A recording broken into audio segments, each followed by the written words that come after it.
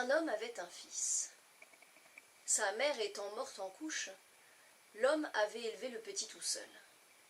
Durant toute sa vie, il lui avait tout donné. Il avait travaillé dur, d'arrache-pied, pour qu'il ait toujours de quoi manger dans son assiette, de quoi se vêtir, un toit sur la tête et qu'il ne manque jamais de rien. Le peu d'argent qu'il avait pu mettre de côté, c'était pour que son fils fasse des études. Et grâce à cela, le garçon acquit un bon métier. Un jour, le fils prit une épouse, et tout naturellement, il installa son père vieillissant à la maison. Durant quelques années, la famille vécut en bonne intelligence. Le couple eut un petit garçon, dont le grand-père s'occupait fièrement, et qu'il aimait beaucoup. Le petit le lui rendait bien. Mais le père vieillit, et peu à peu, il fut de moins en moins capable d'aider son fils dans son travail, de s'occuper du petit, d'aider sa belle-fille à la maison. Et peu à peu, courbé par les ans, il ne fut plus capable de faire grand-chose. Alors, la femme changea de discours, elle commença à s'impatienter. Un soir, elle dit à son mari, « Te rends-tu compte que ton père est une charge inutile ?»« Comment ça ?» dit le fils. « Eh bien oui, regarde-le, il n'est plus bon à rien. Il est si vieux maintenant, il ne peut plus m'aider. C'est une charge, c'est un boulet, il me fatigue. »« Je comprends bien, hein, dit son mari, mais qu'est-ce que tu veux que j'y fasse? Il est vieux, c'est normal. »« Ah, oui, mais écoute, tu vois bien, c'est une charge, ça nous demande encore plus de travail, et il ne nous rapporte rien. Il mange, il nous coûte de l'argent, et tout cet argent, hein, c'est autant qui ne va pas à ton fils. C'est au détriment de notre petit garçon.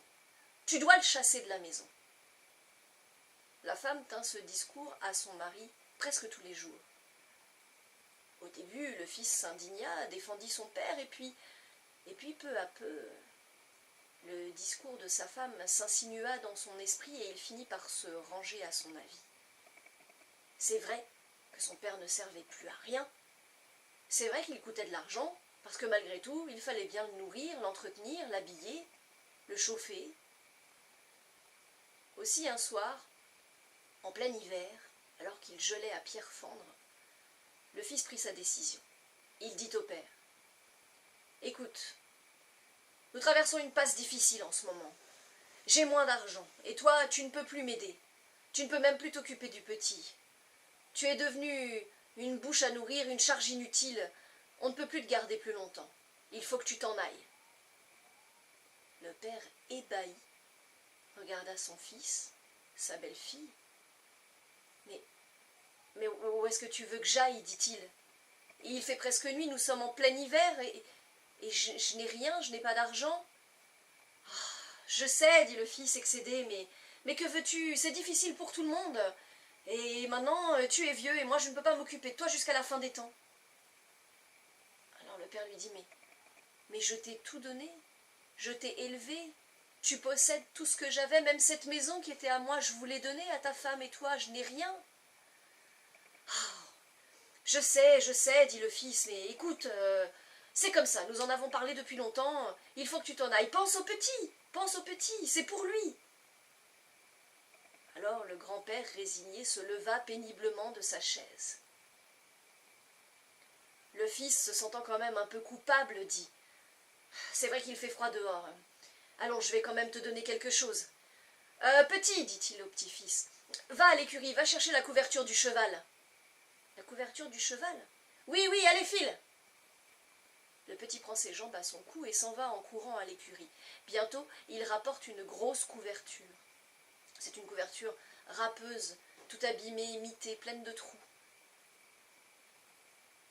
Le fils prend la couverture et dit à son père, « Eh bien voilà, écoute, mets ça au moins sur tes épaules, comme ça tu ne mourras pas de froid jusqu'au prochain village. » À cet instant, le petit-fils s'interpose, arrache la couverture des mains de son père et sous ses yeux étonnés et déchire la couverture en deux. Alors, il tend la moitié de couverture à son grand-père. Et le père lui dit, mais enfin, Enfin, mais qu'est-ce que tu as fait? Pourquoi as-tu déchiré cette couverture? Et tu n'en donnes que la moitié à ton grand-père? Mais quelle espèce de fils est-ce que j'ai fait là? Enfin, c'est quand même incroyable. Tu te rends compte? Tu n'as pas honte de vouloir donner qu'une demi-couverture à ton grand-père? Alors le petit plante ses yeux dans ceux de son père et lui dit: ah mais papa, tu n'as pas compris? Je garde l'autre moitié de couverture pour toi, quand dans bien des années tu seras vieux et que je te chasserai comme un malpropre un soir d'hiver.